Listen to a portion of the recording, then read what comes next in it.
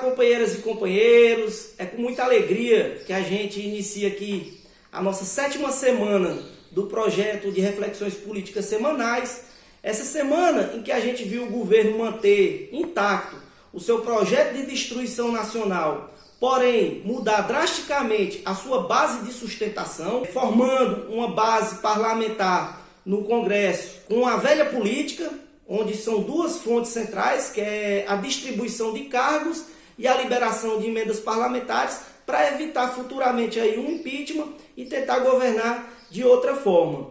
Por outro lado, a gente viu também, através de uma atuação mais dura do STF, um enquadramento constitucional no que diz respeito às atuações do Bolsonaro no sentido de intervir nos órgãos estatais brasileiros, né? Vamos aos fatos. Na segunda-feira, a gente amanheceu com a Associação Nacional dos Delegados de Polícia Federal emitindo uma carta aberta direcionada ao Bolsonaro, onde colocava a preocupação em cima de 2 pontos. Um era a questão de uma crise de confiança institucional, dada essa atuação do Bolsonaro, e outra um perigo de instabilidade institucional, visto que essas interferências do presidente direto na Polícia Federal colocam em xeque a credibilidade da instituição no que diz respeito às suas investigações no combate ao crime organizado e o crime de corrupção. No mesmo dia, aí o MPF, Ministério Público Federal, entrou com 2 ações também contra o Bolsonaro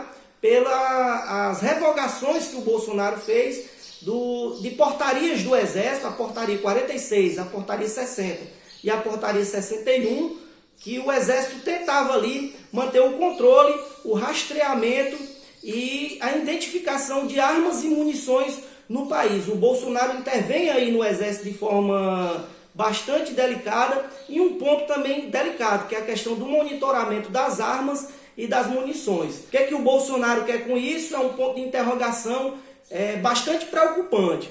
Na terça-feira, a gente teve aí já o governo apontando queda de arrecadação nos estados, né? E aí comprometendo o pagamento de servidores, e a gente vê o presidente do Senado, o Alcolumbre, identificar que propõe congelar o salário dos servidores, tanto nos estados quanto nos municípios, para que o estado possa dar algum recurso nesse momento difícil que nós estamos passando. Ou seja, o governo Bolsonaro aí fica jogando com essa questão delicada nos estados de quebra de arrecadação para ajudar, tentar congelar o salário dos servidores, tanto no estado quanto no município.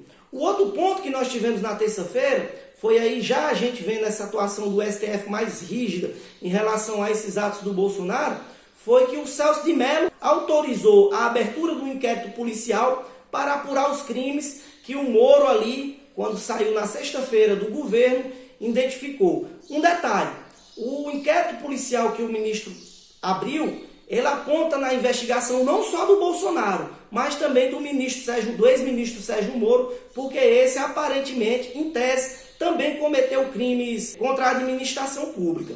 Na quarta-feira, a gente teve 2 pontos que estão interligados, que foi o ministro do Desmatamento Ambiental, o ministro Salles, anistiar desmatadores da Mata Atlântica. Sorrateiramente ele fez esse ato, o que preocupa aí, porque a gente vê que a Amazônia nunca teve um grau de desmatamento e de grilagem como nós estamos tendo hoje. E o outro ponto foi que a FUNAI, né, editou uma medida que permite a ocupação e a venda de terras indígenas sem a homologação do órgão. Ou seja, em meio à pandemia, a gente vê os órgãos tentando, abaixo do radar, cometer atos administrativos que vêm a desmantelar a estrutura de proteção do país. Na quarta-feira também nós tivemos aqui no estado do Ceará o Ministério Público Estadual, de uma forma que até causa indignação, tendo que entrar com ações na justiça para garantir que o governo do estado compre respiradores em São Paulo. 98 respiradores o governo comprou, mas teve que o Ministério Público intervir com ação judicial para garantir essa compra. Isso porque o Ministério da Saúde, editou uma medida que qualquer compra por empresas que vendem respiradores tem que passar primeiro por autorização do Ministério da Saúde para que seja destinado aos estágios. Ou seja, algo extremamente grave que em meio a uma pandemia de proporções tão dramáticas, né? Na quinta-feira, nós tivemos o ministro Alexandre de Moraes sendo atacado pelo Bolsonaro, dado que foi esse ministro que barrou a indicação do Ramagem como delegado-geral da Polícia Federal. O Bolsonaro o agrediu de forma bastante violenta no seu discurso, dizendo que foi um ato político, quando na verdade só mantém a jurisprudência do STF nesse sentido, já que no governo Dilma o STF barrou o Lula alegando desvio de finalidade, e no governo Temer barrou a Cristiane Brasil também por esse desvio de finalidade, só mantém aí a jurisprudência no mesmo sentido. Nós tivemos também na quinta-feira o Gilmar Mendes negando o pedido do Eduardo Bolsonaro em relação a barrar a CPI das fake news, isso porque a CPI está fechando em cima do Carlos Bolsonaro como o maior propagador desse esquema de fake news, e aí nós estamos vendo o STF de novo agindo de forma proativa, e nux tivemos o Fux enviando queixa-crime ao Procurador-Geral da República no que diz respeito à suspeita de superfaturamento do Bolsonaro quando esse ainda era deputado federal. Ou seja, a gente vê uma atuação forte diariamente do STF em relação aos crimes do Bolsonaro, né? Na sexta-feira, nós tivemos aí o STF, de novo, derrubando uma medida que restringiu o acesso à informação. O Bolsonaro editou medida para que, nesse momento de pandemia, o acesso à informação dos atos administrativos federais ficassem restritos.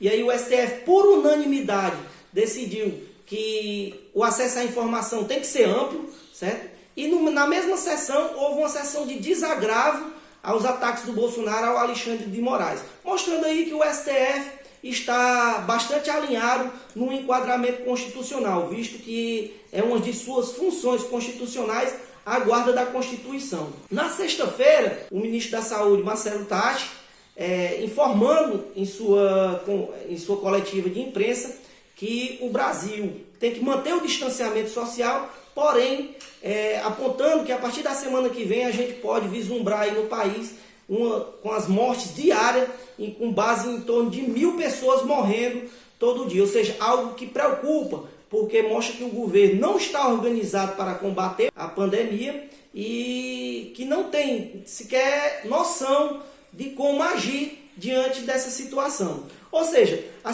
semana termina aí com uma atuação forte do STF, né, barrando as atitudes do Bolsonaro na sua visão de poder absoluto, e que nos preocupa profundamente essa fala do ministro da Saúde. Ou seja, nós estamos numa situação delicadíssima nesse momento.